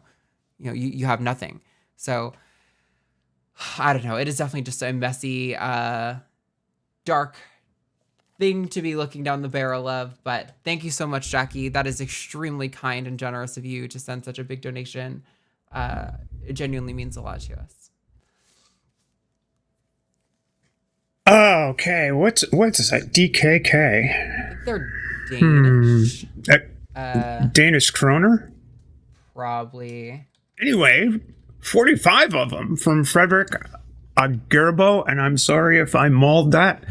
I hope y'all were nice to your local trans people. Were nice, I think that is, to your local trans people this Christmas. Remember Christmas without the HRT, or just Sismas. Team Stephanie, thank you, Frederick. Thank you. That's really funny. Never thought about it that way. That's great. Yes, and DKK is Danish. Danish kron. CHF, which I think we found out were some sort of franc. Czech, maybe? I don't know. I'm really sorry if my currency knowledge is not up to snuff, but 10 of whatever those are from KKME7. Stephanie, you're such a treat to listen to. What is your favorite nautical ritual? My favorite nautical ritual is pouring out an offering to King Neptune to send the wind when we are becalmed. It's like we'll open one beer, no beer until after the race, but we'll open a beer, take a sip, pass it around to the crew. Everybody takes a sip, and then pours the rest into the ocean. Interesting. Okay. Good luck from Send Poseidon. wind! Oh, and then I read the last one. Sorry, I got confused because you was $5 from the Ben B. Missed y'all last week. Started watching recently, and Takis is the best show on the line. Love all of you. Oh, that's Thank so you, great. Ben B. That's really sweet. I was looking at some of the statistics for the channel recently, and it's no surprise. I mean, Takis is one of the lower performing shows on the network. I think in part because we talk about a lot of social justice issues, and a lot of the atheist crowd is like diametrically opposed to social justice matters. And it's frustrating to watch the whole channel grow, but watch this show specifically kind of stagnate a little bit. So it's really nice that you are a new viewer, and to know that we're still picking up new viewers along the way. And I appreciate your support. We've got $10 from Monkey at Typewriter on the comparison transgender people and transracial claims. I think it's worth pointing out that race and ethnicity don't describe mental states, only outward perception. That is a great point that I didn't think of during the call. I mean, I think there is something to the fact that someone like in Alyssa's position, right, might like appear like outwardly Asian to their community, but maybe would like she was saying, would seem like white to her, like other Vietnamese people in her area or something. And so there is a bit of a psychological experience to not fitting comfortably within either box. But I do think you're right to say that race is not so much an internal construct. It is more of the like evaluation of their appearance in comparison to what is like normative, like statistically speaking, in that country. Yeah, that's the comparison I was trying to make with the realization that, oh, this person, my piano teacher, has a different colored complexion to my family and stuff. But that was, it wasn't it wasn't the same as the internal experience. That's the thing that people the internal experience of gender identity is something that I think is not entirely socially constructed. What it is becomes defined, but the interior, as Monkey Typewriter says, the internal mental states is something that's often left out of the discussion. And great point. Yeah, I've said it so many times on the channel. I don't know who I stole this from. It's not original to me, but calling, expressing gender identity as like a durable psychological construct. Because in my view, while there's definitely, how you choose to express your gender is going to be regulated almost entirely by the cultural expectations that you grew up with.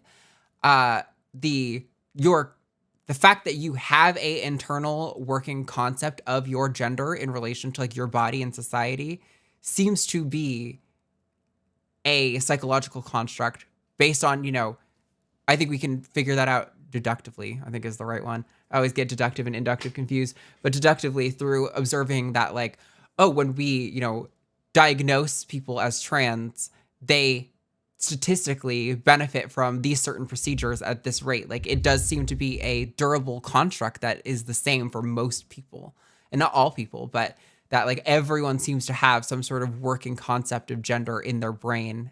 That is a mental state for sure. But there we go.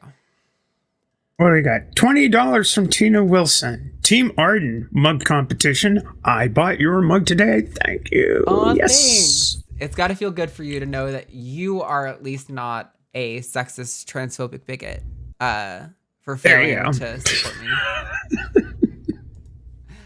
123 check sex from Naresh. Hashtag Team Stephanie Steers, a boat or a ship. Nice. There you go. $9.99 from Optimus Rhymes 69. Nice.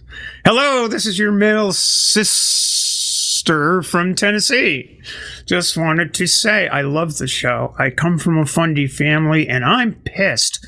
Just wanted to say you have an angry ally in Tennessee. Have a great day. Well, you too. Yeah, thank you very much, Optimist. I appreciate it. I definitely relate to the frustration of engaging with a fundamentalist family. We've got $10 here from Mo Scoville, a good friend of mine. Everyone remember to click like. Great show today. Happy New Year. And always hashtag Team Arden. I appreciate it so much. Very, very much. Let's do, there we go. What are we calling Czech Kruna? We're calling Yeah, him Czech Kruna. Czech sex. I said Czech sex. Czech Yep. sex. Yeah, Czech sex. There we go. That's fine. 120 from Naresh. Did Thanos just snap Stephanie away? No, I've got this little trick I can do. Like, it's like maybe I can. There we go. It is a little Hi. Thanos-esque. You do just kind of Hi. away. Then we've got 123 from Naresh again. Czech sex. A family that makes you do something to a family that makes you do to yourself something that feels like torture, or you aren't allowed to show up. That's not what I would call family in a meaningful way. Just dickheads you grew up with, rich kids. Yeah, I absolutely agree. That's why I was pointing out that, it's perfect. If you want to have that boundary, I think it's manipulative and cruel, but you can't be then mad when that person says, all right, I'm going to respect your boundary. You've said I can't come under these conditions. I don't accept those conditions, so I'm not going to come. And then just pretend that they've done something to you by respecting the boundary you set, makes no sense. It does not. $10 from William Mattis. Is there a gender-neutral version of sir or ma'am? An authority honorific. I don't know that I'm the person to ask for this. I've heard people say something similar before. I know people will use mix instead of Mr. and Ms., but that's a good one. I don't know. Yeah, nothing's coming to mind at the moment. You could definitely say Your Highness. I think that's kind of gender neutral, or Your Majesty. Your Majesty, yeah. Or what's the one that Matt had me watch so I'm catching up on Doctor Who. I'm on season the end of season 7 right now. We were watching the Trial of the Time Lord, some of the old stuff. I can't remember the word that the Valkyrie uses to refer to the judge in that sequence, but it's a really old timey word that means Castellan. It might be that. Nothing sounds right I think to me right Castellan. now. It is definitely not a typical authority honorific, but yeah, I think those are things that'll work out in time. I'm comfortable just dropping honorifics. I in Japanese, honorifics makes more sense because that you use that for absolutely everyone, and there's the same one that you use generally for most people, san, but in English it just doesn't really work the same way.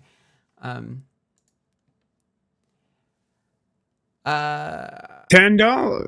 Let's see, was that me or was that you? It's my turn. Your turn. Remember. You can take it. Go for it. I don't All remember. right. $10 from Larry Fishman. Thanks for taking my call. My therapists are off this week in a very important conference in Las Vegas. Thanks for being my stand-in. I hope we helped, Larry. Hope we helped. Yeah, hopefully. We have $50 from Narcissa with no message. Thank you so much. That's very generous. I appreciate it. Thank you. Oh, check sex. 500 from Naresh. Well, now I feel inferior. At least this one's the same color. That's got to count for something, right? Naresh, it always counts. And thank you so much. Yes, it definitely does count.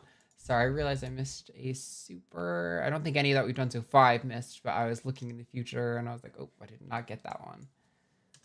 Need a round of applause for Arden producing and hosting and all of the things that she's doing right now.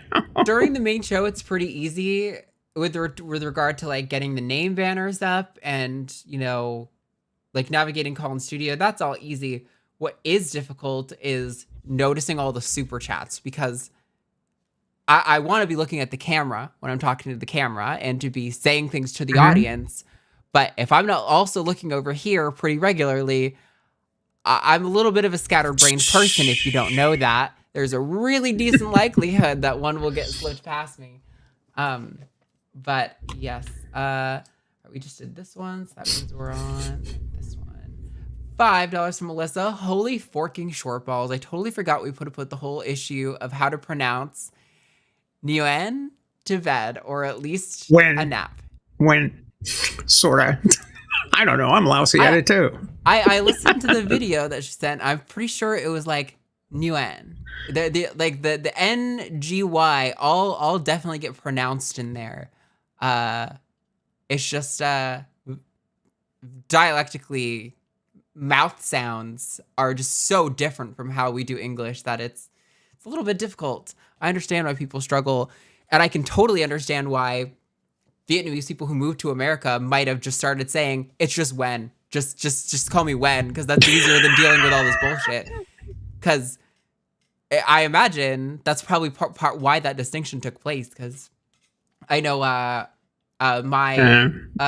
last name, which isn't Hart, believe it or not, when my family moved to the United States years and years ago, like many generations ago, totally changed the pronunciation because it was just easier for English speakers to say than what it was. And now it's really confusing to people because it's not pronounced at all like how it looks like it's spelled, much like Nguyen. Yeah, anyway. We've got... Oh, no, this one's you. I read the Alyssa one.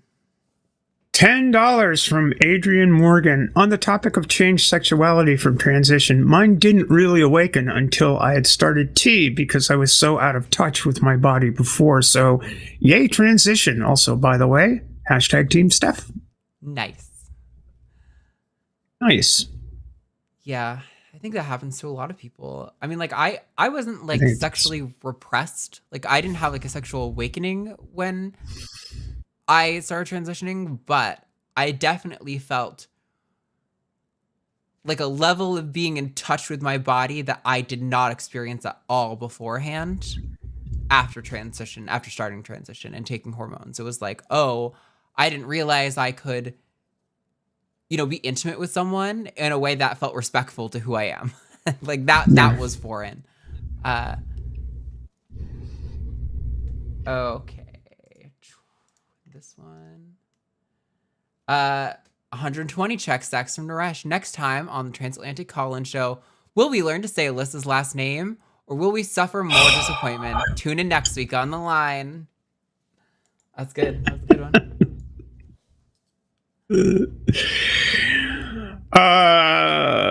50 Dutch krona, maybe? I don't know what these things are.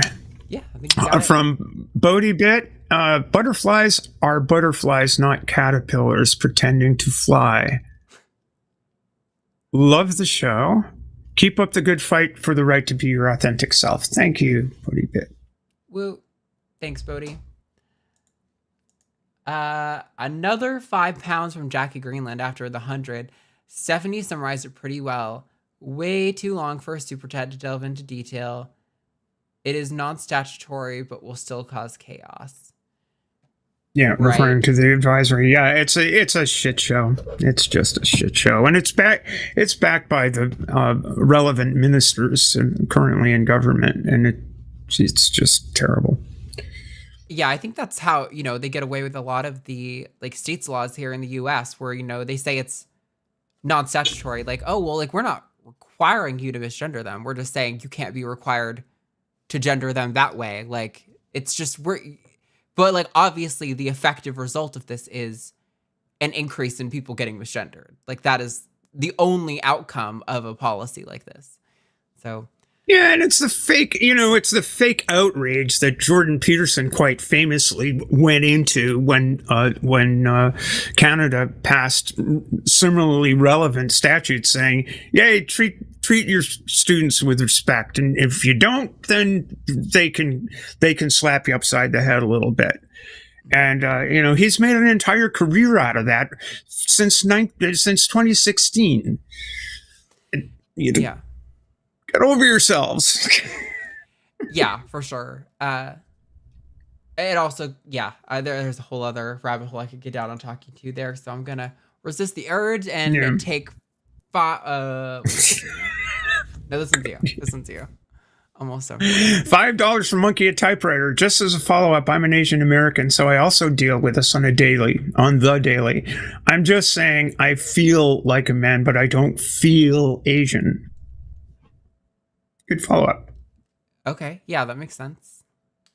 I saw someone comment that they thought that race and ethnicity are psychological constructs, and I feel like in the sense that everything that humans experience is a psychological construct, sure, but I think there's a pretty clear distinction between what is a social construct from the evaluating physical, external, phenotypical characteristics to what is we have a personality or a temperament. Those are constructs that are separate from each other, that are durable and consistent and observable and have outcomes correlated with them that we've observed in psychological research.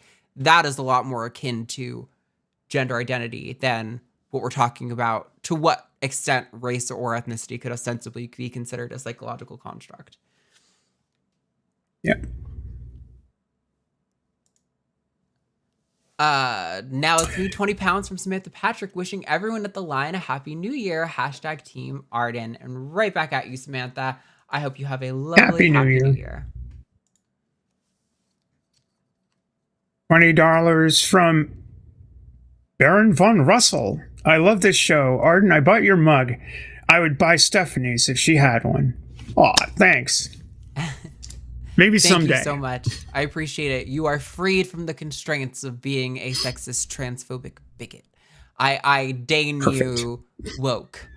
And with that, unless someone makes me a liar, which of course they will, that was the last super chat. So I wanted to say thank you to Critical Cupcake for filling in on call screening. That was genuinely super, super helpful. Had a mini panic attack, so I was a little bit behind on getting prepped for today's episode, and so you definitely saved my butt big time. Thank you so much. Thank you, of course, to all the mods. You guys do so much work. I'm always scrolling through chat and seeing, there are people getting banned and stuff. So I appreciate you guys keeping the chat focused on the show and respectful. I know it is definitely a fair amount of work to do being a mod in chat. So I appreciate that work. I know Stephanie knows that all too well, what that's like. Policeman's lot is not a happy one. Steph, do you want to plug all your stuff and tell the viewers where they can find you before we wrap up here? Yeah, well, I have a YouTube channel. It's at Steffi Kath. I think the contact information might be in the description. And, so I'd welcome subscriptions. I don't really have a set, time or, often a set topic. Something will piss me off and I'll get on and rail on about it, or I'll just talk about sailing, or I'll have some folks who just want to come by and chat. So if you want to check it out, go ahead and do that. And otherwise, see you around the cobwebs of the interwebs. Right on. Definitely go check her out. Go to patreon.com/calltheline. Go to linemerch.com. Do all the things if you would. Also, thank you, Larry Fishman, for saying pants on fire. I am, in fact, a liar, and Charlie Carrot for the heart. Appreciate you both. And with that, you guys, we will see you all next week. Oh, if I can find the outro button. Here we go. If you want to get your name scrolling up on the side here as one of our patron producers, go to patreon.com/calltheline. Support us and help us make LineCon a thing. Help us get new shows all the amazing stuff. See you all next week.